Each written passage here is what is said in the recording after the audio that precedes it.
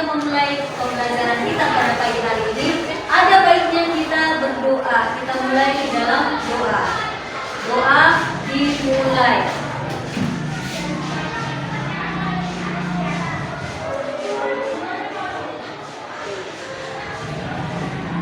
Doa selesai. Oke.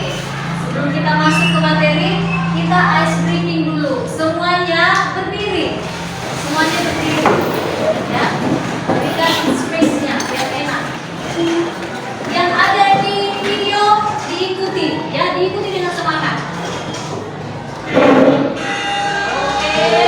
Semua mengikuti. Ya, lihat.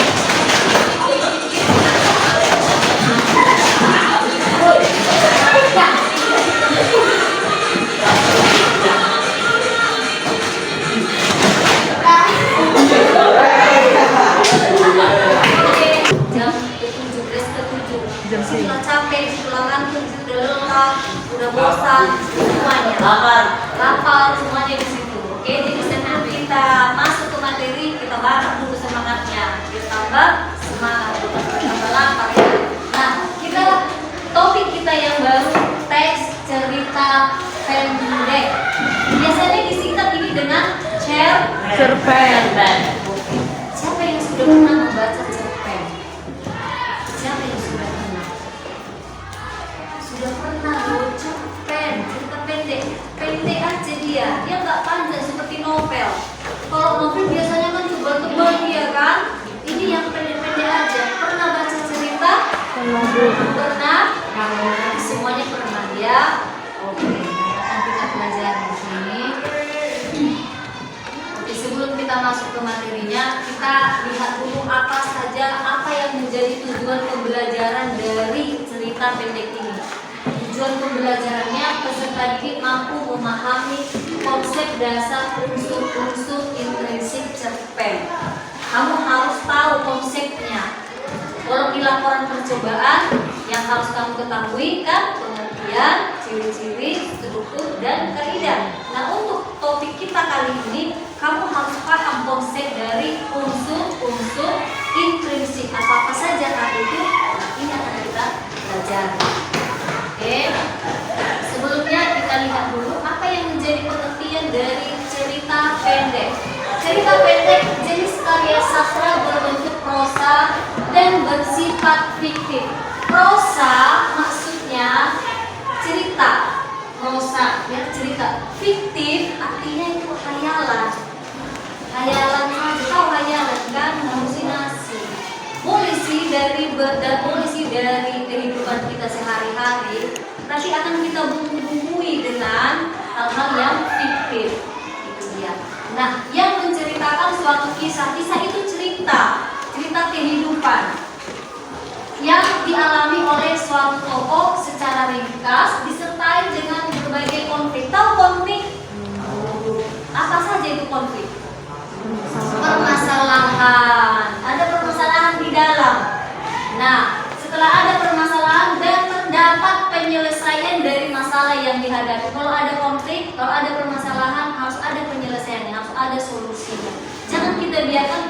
itu berlarut-larut, tidak ada penyelesaiannya. Itu dia ya.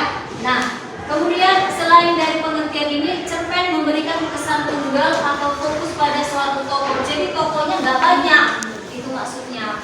Nggak banyak tokoh-tokohnya, pemerannya nggak banyak, pelakunya tidak banyak, sedikit, paling 2, 3, 4. Kalau di novel itu sangat banyak, bisa beranak-anak pinak. Oke. Kemudian di dalamnya terdapat klimaks, puncak penyelesaian dan penyelesaian. Bisa ya. Kemudian apa yang menjadi ciri-ciri dari cerpen? Yang pertama, selesai dibaca sekali duduk. Bisa kita baca 10 menit selesai, udah sampai ending. Tahu ending kan? Akhir ceritanya. Happy ending, sad ending. Biasanya sih happy ending ya. Ada yang sad ending tapi jarang. Kemudian ciri yang kedua bersifat fiktif. Tadi fiktif apa tadi aku bilang fiktif? Khayalan. Bukan karangan, bukan yang sebenarnya ya. Kemudian yang ketiga, mempunyai satu alur saja atau alur tunggal. Kalau alur artinya itu jalan cerita. Jadi jalan ceritanya maju atau mundur, tidak ada yang campuran. Alur tunggal itu namanya ya. Kemudian yang kelima, isi dari cerita berisi dari kehidupan sehari-hari. Beda dengan fantasi. Pernah belajar cerita fantasi kah? Waktu kelas 7. Cerita fantasi itu biasanya ceritanya dari dunia lain, bukan dari dunia nyata. Nah, kalau alur dari cerpen itu dari dunia nyata, bukan dari dunia lain.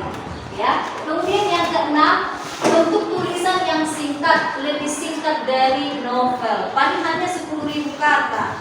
Satu halaman HVS. Tahu kertas HVS kan? Nah, satu halaman itu udah habis ceritanya. Kemudian 7, memakai kata-kata yang mudah dipahami oleh pembaca. Bahasa yang sederhana, tidak terlalu rumit, tidak terlalu tinggi bahasanya. Gampanglah kita pahami. Ya, sampai sini bisa ya? Bisa, Bu. Oke. Waktu, tempat, suasana.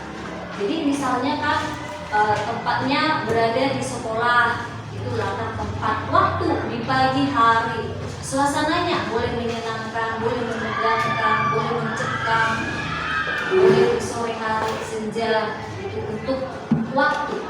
Untuk yang kedua, struktur yang kedua, rangkaian peristiwa. Rangkaian peristiwa ini bisa berlanjut melalui serangkaian peristiwa tak terduga. Rangkaian itu seperti alurnya, jalan ceritanya. Yang ketiga, komplikasi. Komplikasi, cerita bergerak seputar konflik atau masalah. Atau masalah biasa, siapa yang sering buat masalah di kelas ini? Sejarah Cik Dulu atau si Denny? Bisa kita buat sebagai cerpen. Ada permasalahan yang bisa langsung dipecahkan. Ya. Kemudian yang keempat, evaluasi. Evaluasi maksudnya di sini konflik menuju klimaks serta mulai didapatkan penyelesaian dari konflik. Biasanya kalau ada yang bermasalah kita bawa dulu ke siapa? Siapa kita bawa? Enggak lah, harus ke wali kelas. Itu dulu prosedurnya. Selesai dari wali kelas, masuk ke maka akan ditemukan solusi dari penyelesaian konflik. Oke, sampai situ bisa ya. Yang kelima, ada resolusi dan yang terakhir koda. Resolusi, solusi untuk masalah atau tantangan. Koda, penutup atau cerita, penutup cerita atau akhirnya, endingnya. Oke, yang terakhir, unsur-unsur cerita. Unsur-unsur cerita sebenarnya ada dua. Satu unsur intrinsik dan satu lagi unsur ekstrinsik. Kalau unsur intrinsik ini dari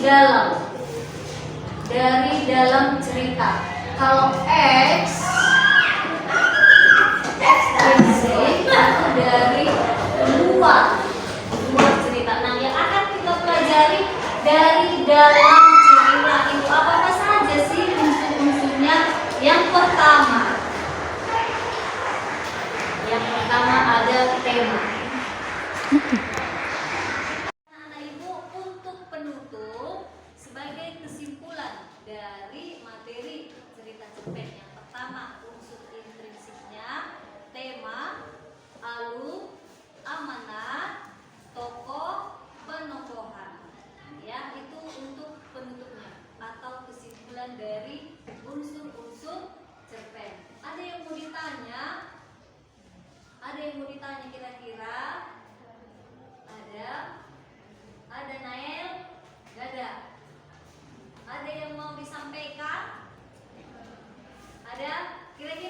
sekilas